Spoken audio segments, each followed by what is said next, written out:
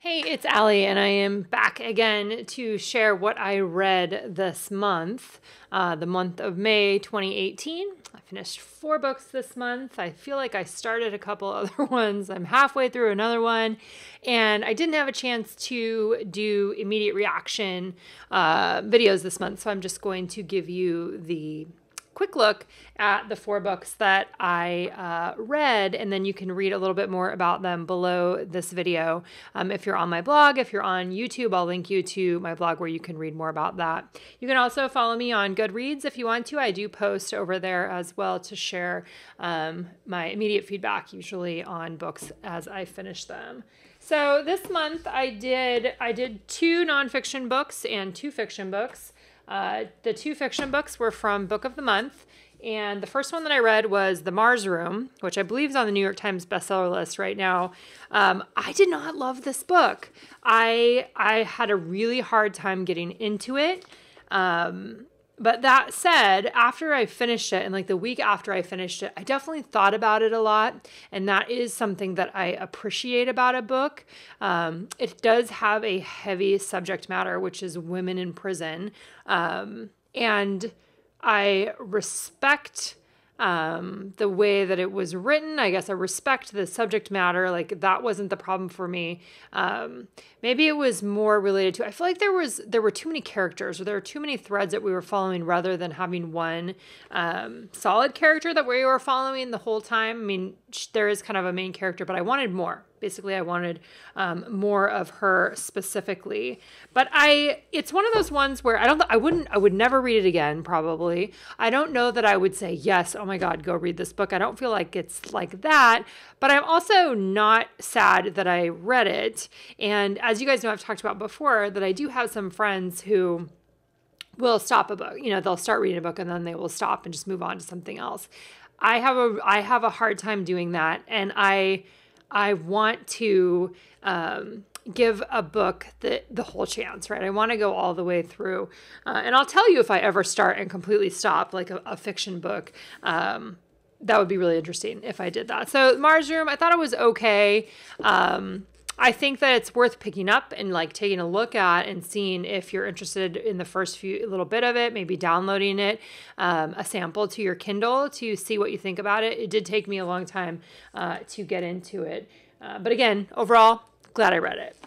Next, let's see. Oh, last month I talked about this book. I was midway through it. This is a fiction or non-fiction book by Sarah Wilson, and it's called First We Make the Beast Beautiful. And I adore the cover. I love the octopus. The First We Make the Beast Beautiful is a reference to something specific. I can't remember what it is right now, but this is a book about anxiety, a new journey through anxiety. And Sarah Wilson is somebody that has become well known for writing about quitting sugar and also writing about her anxiety. And I loved this book.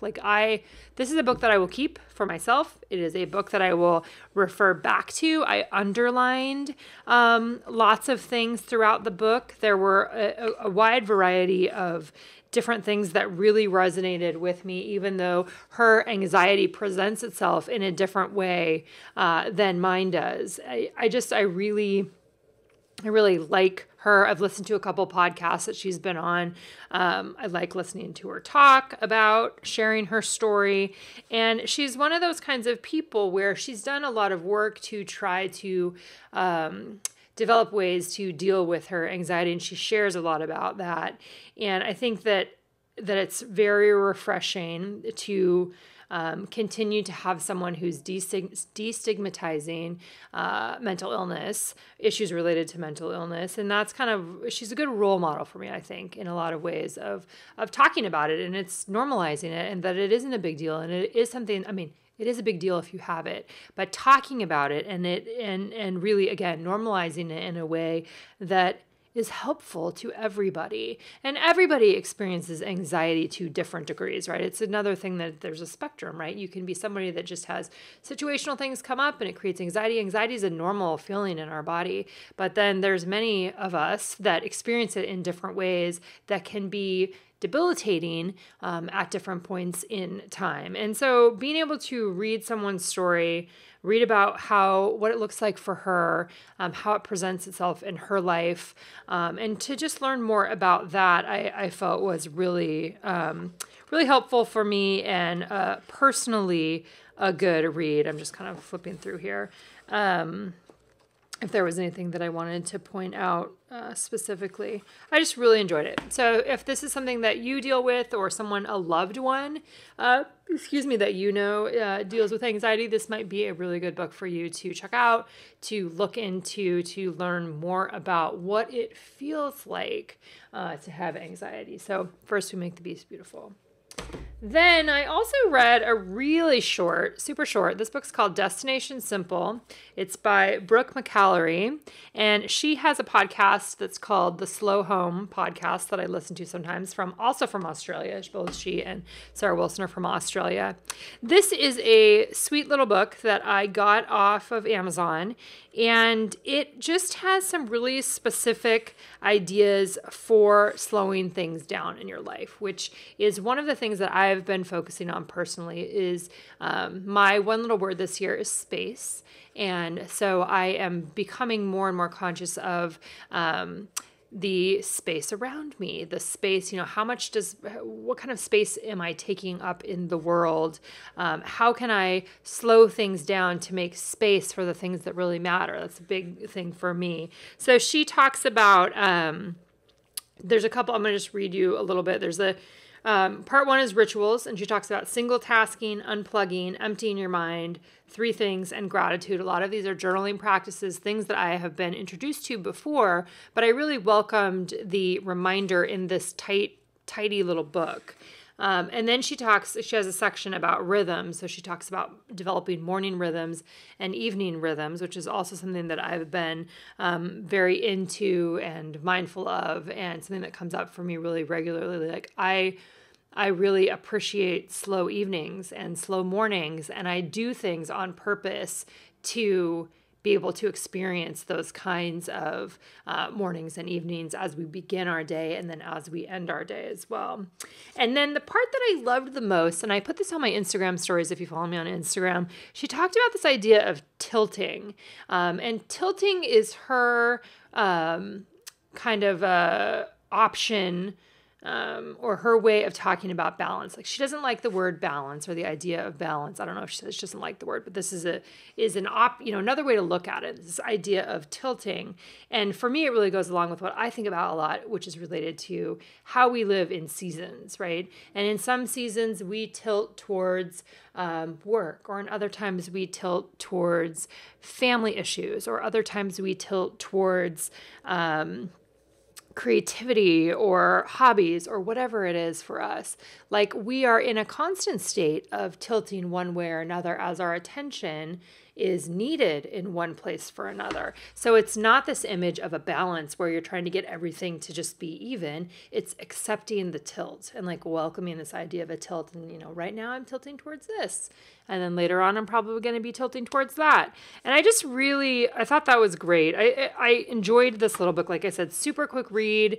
I kept it in the car with me over the course of a couple of days. And while I was waiting in pickup lines and drop off stuff, that was when I read it. And it's another one that I will keep in my reference library. I don't keep all of my books like these ones here, the book of the month ones.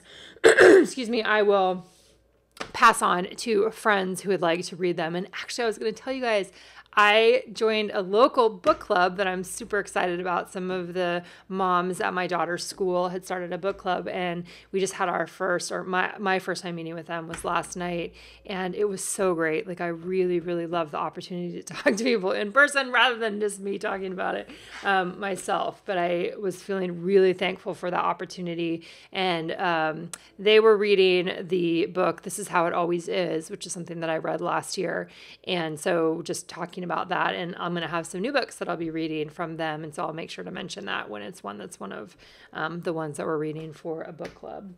All right, and then the last book that I read this month is one called Still Lives, and it's kind of a murder mystery sort of book. These are the two that I picked from Book of the Month for May, and I liked this one. Again, it wasn't a home run for me. It was good. I definitely got into it, and it went really fast towards the end as I wanted to know what was going to happen, and I appreciate that in a book. Like, that's one of the things that I like, especially in a mystery book.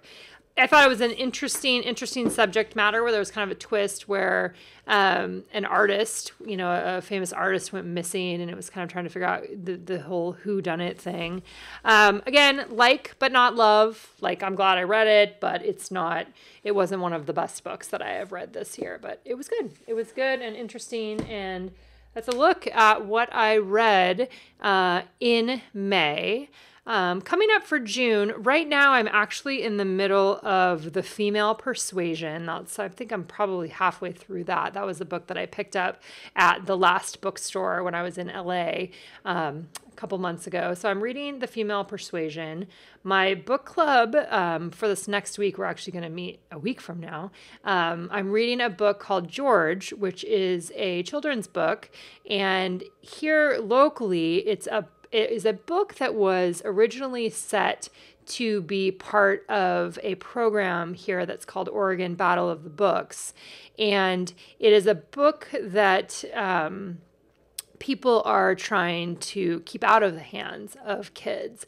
And based on, I think, the subject matter, which is talking about a transgender child, as well as other issues. So my group's gonna read that book to kind of get a better idea of what some of the local controversy is related to that book. So that book's called George. I downloaded that onto my Kindle, and I'm assuming that that's probably not going to take me too long to read. And then I also have two books coming from Book of the Month, and I'm hoping that they're going to come later today, if not tomorrow. I think that they're on schedule to come, but they haven't arrived yet. And looking forward to what those are, which I can't remember what they are. I think one of them was a new book from David Sedaris, but you'll see it on my blog post. If you're reading my blog right now, it'll be here on the post. I just don't have them in time for the video today. So hope you guys have a great month of reading, a great month of June, and I'll be back here next month with another review.